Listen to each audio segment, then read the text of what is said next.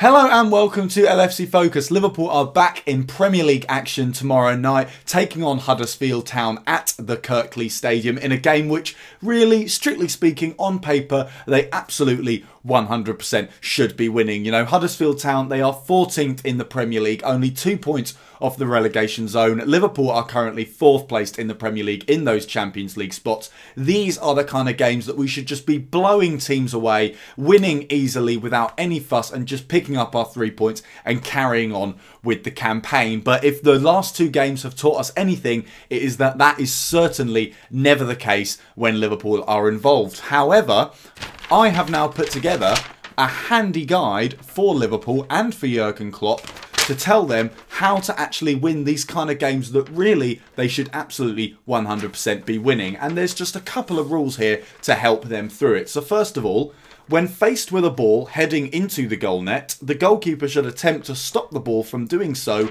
with his hands. Now, you'd think that was fairly self-explanatory, the kind of thing that you'd expect a goalkeeper to just assume based off of their role in the team. But in fact, Liverpool have now spent over half a decade trying to find a goalkeeper capable of fulfilling this rule, and they actually have yet to do so. Currently, we have Simon Mignolet and Loris Karius, neither of whom seem at all bothered with the whole thing about, you know, when the ball's coming at you and it's about to go in the net, stop it from doing so. They're not really interested in that kind of thing. However, I think if they were to actually do so, Liverpool would have a much better chance of winning the game. So the next rule kind of ties into this. All outfield players should assist the goalkeeper in his efforts to stop the ball from going into his net. Again, something you might assume is self-explanatory, but as someone who has watched this Liverpool team play an awful lot, it actually seems that they don't seem to take this as a rule of football. They seem to assume that it is simply the goalie's job to stop the ball going in the net, and it is their job to actually score goals up the other end. Now, the midfielders are the most guilty of this. Having watched the game against West Brom as well, a lot of Liverpool's midfielders seem to have no interest in stopping the ball from going into their own goalkeeper's net at all. And I think, again, like with the goalkeeper, if they were to enact this rule on the football pitch, we would have a pretty decent chance, not just of, you know, drawing the game, but maybe even beating these teams who are nowhere near as good as us. And finally, when it comes to affairs at the other end of the pitch, rule number 3. When faced with a difficult situation, for example, losing to a team nowhere near as good as you, attempt to find creative, innovative and effective solutions to the problem. Do not, under any circumstances, attempt the following, all of which Liverpool are a little bit guilty of, I think it's safe to say. Shooting from 40 yards with a crowd of 15 players in the way, looking at you, Virgil van Dijk and Joel Matip. Crossing into the box when you have no aerial threat and their centre-backs are massive, looking at you, Alberto Moreno and Trent Alexander-Arnold. Passing backwards because you're too scared to attempt an ambitious pass in case it doesn't come off, looking at you, the entire outfield 10. Expecting a teenage fullback to do all of the work for you, and expecting any of your midfield players to spontaneously become Phil Coutinho or a player of similar quality, looking at you, Mr. Jurgen Klopp. So I think, you know, if Liverpool were to actually take this little document here of 3 simple rules of how to beat teams that aren't as good as you, then I think they have got every opportunity of beating Huddersfield Town tomorrow night. So the team news going into the match, and there isn't a huge amount of it, to be honest. Jurgen Klopp had his press conference earlier on today, and he didn't really say anything about injuries or anything like that. He did talk up Jordan Henderson and James Milner a lot. Obviously, the two of them had something like half-hour cameos against West Brom. Jurgen Klopp seemed impressed with what they did in that short space of time, so there's a possibility that that could lead into them starting this game. Obviously, Henderson and Milner haven't had much game time recently. Henderson only just came back from injury, so it might make sense, what with this being a midweek game after playing on Saturday, if Liverpool were to rotate their midfield a little bit, so I'm expecting quite a bit of that. Elsewhere, I don't think we're going to see Daniel Sturridge start tomorrow night, simply because it sounds, judging from the rumours today, like he is basically on his way. Whether that's to Newcastle, whether it's to West Brom, we don't really know. I think West Brom looks the more likely, simply because it's in Birmingham, it's in his hometown, so the home comforts are probably a little bit of an attraction for Daniel Sturridge there, plus the fact that West Brom are a little bit more secure in the Premier League than Newcastle United are. So Daniel Sturridge probably not going to start this game. Henderson and Milner probably will. Apart from that, no huge news in terms of injuries or anything like that. But yeah, as for how I think we're actually going to line up, I reckon it's going to be Loris Karius in goal. Hopefully, he can have a go at rule number 1 of stopping the ball going into his net with his hands. It would be nice if at least one of Liverpool's goalkeepers could be bothered to have a go at doing that, because then we might actually have a goalie on our hands. So yeah, expecting Loris Karius to start. I think Simon Mignolet's Liverpool career is basically over, especially after we got dumped out of the FA Cup the other night. And then onto the defence, I reckon it's going to be Matip and Van Dijk at centre-back. Personally, I'd actually quite like to see Klavan over Joel Matip. Matip has had a very, very iffy season so far. He hasn't really hit the ground running at any point after what was a pretty impressive debut season in England. He just hasn't looked like the same player at all, whereas Ranier Klavan has weirdly actually shown flashes of being a very, very good centre-back, and the kind of centre-back that could fit Liverpool's system as well. So personally, I'd like to see a Van Dijk and Klavan partnership tried out. Maybe throw Lovren in there for giggles if we're feeling like it, but I can't really see that happening. I think Jurgen Klopp wants to stick with Matip and Van Dijk. Obviously, it kind of makes sense to have a fixed centre-back partnership and try and get them playing together. Van Dijk and Matip obviously haven't played too many games yet, so it's possible that they could forge an excellent partnership that turns out to be absolutely brilliant and helps form the spine of a team that could go on to win trophies. That'd be very nice, but yeah, I think it's going to be Van Dijk and Matip at centre-back. Then at right-back, I reckon we're going to go back to Joe Gomez after Alexander-Arnold's run out against West Brom. And then at left-back, I think we're going to do similar. I think we're going to go back to Andrew Robertson after Alberto Moreno played. Some of this has a little bit to do with, you know, rotation and tiredness, stuff like that. I think especially with Moreno, he's only just come back from an injury. It makes sense after playing him for the whole game against West Brom to drop him out the side with this being a midweek match and bring Robertson back in and just, you know, ease Moreno back into the team a little bit. And obviously Robertson, pretty good footballer. He's put in some fantastic performances since Moreno got injured. So it would make sense as well for Jurgen Klopp to just kind of juggle between the two, see what both of them give to his side before he decides which one is going to be the first team fullback in the long term. And then I think with Gomez, you know, Alexander-Arnold, you just don't want to overplay him. He obviously did a lot of running against West Brom, a lot of attacking, especially in the second half. So I think it makes sense to rest him. And then the midfield, I reckon it's going to be Henderson in the number 6, and then Oxlade-Chamberlain and James Milner either side of him. Like I said, I reckon we're going to get some rotation with this midfield 3, especially with the comments Jurgen Klopp made about Henderson and Milner. So I reckon they are both going to come into the side. And then Oxlade-Chamberlain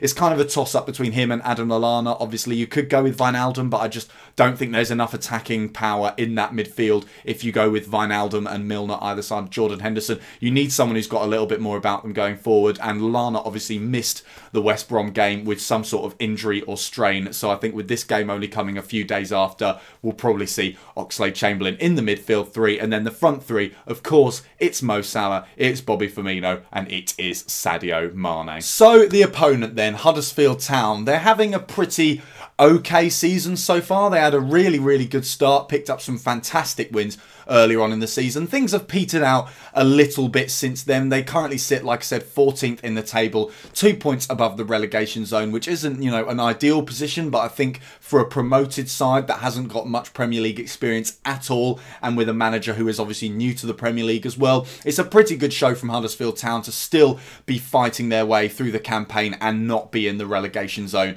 at this stage. They're doing okay. Last few results haven't been great. They lost their last 3 in the league, all of which have been against supposedly winnable opposition, you know, teams that are also in the bottom half of the league. So they're not in the greatest run of form at the moment. There's maybe a suggestion that they're suffering from a little bit of burnout, that, you know, the demands of the Premier League are taking their toll on their squad a little bit in terms of physical fitness and everything like that. And also when you look back to their records so far against the Big Six in the Premier League, they haven't really done that well. They're not like Burnley or anything like that. They're not a giant killer of a team. They just kind of pick up their results here and there. They did obviously get a fantastic win against Manchester United, but that is kind of standalone in terms of the kind of results they're getting against the Big Six. So yeah, still a good side, still perfectly good enough to play in the Premier League, but not in the best form at the moment. So hopefully Liverpool can beat them, and here are my 3 reasons why I hope and think that they will. First of all, I am expecting Huddersfield Town to be a little bit more adventurous than Liverpool's last 2 opponents. Obviously, Swansea, bottom of the Premier League table, desperate for any kind of result. Of course, when Liverpool, a fantastic attacking side who had just dismantled Manchester City, come to town, of course they were going to go backs to the wall. Of course they were going to try and soak up pressure. Of course they were going to do Carlos Carvajal's Formula 1 car in rush hour at London kind of thing and just stop us from doing our thing in the final third. They did do that very well. West Brom in a kind of similar way, obviously not a very good team, playing at Anfield as well, so without that home advantage that Swansea might have played off of, they sat back a little bit as well. But Huddersfield are a different kind of team, I think. David Wagner kind of likes to model his style a little bit on Jurgen Klopp's, a little bit on Pep Guardiola's. They're kind of similar to Bournemouth in that they don't come to the Premier League to just sit back and scrap for every single point. They do like to play nice football and try and pick up results like that. And hopefully, because of that, I'm hoping that this game will go similar to the one against Bournemouth, where, you know, Liverpool just had a lot more space than they had done over the previous few games against lesser opposition. They've been afforded more space for their wingers to run into, space for Bobby Firmino to move in and out of and do his wonderful darting runs that he always does. And hopefully that should help Liverpool win this game. And second of all, mentioned him just now, I reckon that Roberto Firmino will be a huge player for Liverpool in this game, because despite the fact that Liverpool have put in absolutely abject performances over their last 2 matches, Roberto Firmino has kind of been a shining light over those last few games in that he has always put in the maximum amount of effort, and that's kind of a staple of Roberto Firmino's performances for Liverpool. Even when he doesn't play that well, even when he's not on top form, he still puts in a huge amount of effort, which basically means that if you were to give him a rating out of 10, it never really ducks below 6 or 7 simply based on effort. So if Liverpool do not play very well like they have done over the last 2 games, if they do that against Huddersfield, then I'm just crossing my fingers that another really good high energy performance from Roberto Firmino will be enough to get us over the line. And of course, if Liverpool do play well, if they do bring back the wonderful free-flowing attacking football, then as always, Firmino will be absolutely central to that, and hopefully he can bag another goal as well and win us the match. And finally, I think the fullbacks that Liverpool play will be absolutely crucial to whether or not we get a result out of this game, because against West Brom we played Alexander-Arnold and we played Alberto Moreno, 2 very adventurous fullbacks who love to get forward, basically play as auxiliary wingers at times, and I think, you know, that came back to bite Liverpool on the bum quite a few times in that game. I think at least 2 of West Brom's 3 goals can be put down to poor positioning and generally poor play from our fullbacks. Both of them were getting caught out far too high up the pitch, just not in the right positions, not boxing off the right areas of the pitch, and it was leading to far too many chances for West Brom. However, I am expecting Gomez to start, I'm expecting Robertson to start, and the 2 of those, they're kind of the more defensive options that Liverpool have. Obviously, Robertson loves to get forward out every now and then, loves a little whipped cross into the box, but I think when you compare him and Moreno, he does more in terms of defensive duties than Moreno does. Obviously, like we saw against Everton and against Manchester City, he loves a battle with a winger, and normally he gets the better of them as well. And then Joe Gomez, obviously, he's a centre-back by trade. He is a very good defensive player. He's got so much more about him defensively than Trent Alexander-Arnold, and I don't think he likes to get forward quite as much as Trent does as well. So I think the fact that Liverpool have those extra fullbacks in place just to protect their centre-backs who were getting far too exposed far too often against West Brom should hopefully prevent us from conceding any more embarrassing goals, and obviously therefore hopefully winning the game. So that is all for today's video. Thank you guys very much for watching. I'll be back very shortly with the FIFA 18 prediction show for this game, so make sure you definitely stick around for that. If you haven't subscribed already, then hit that button there. Check out some of the other videos that have been out on the channel over the past few days as well. If the FIFA predictor is already out, then the button will be there, so absolutely definitely do click that. Apart from that, don't forget to follow at LFC Focus TV on Twitter. Thank you for watching this video. Like it if you enjoyed it, and I'll see you soon for the FIFA predictor. Bye for now.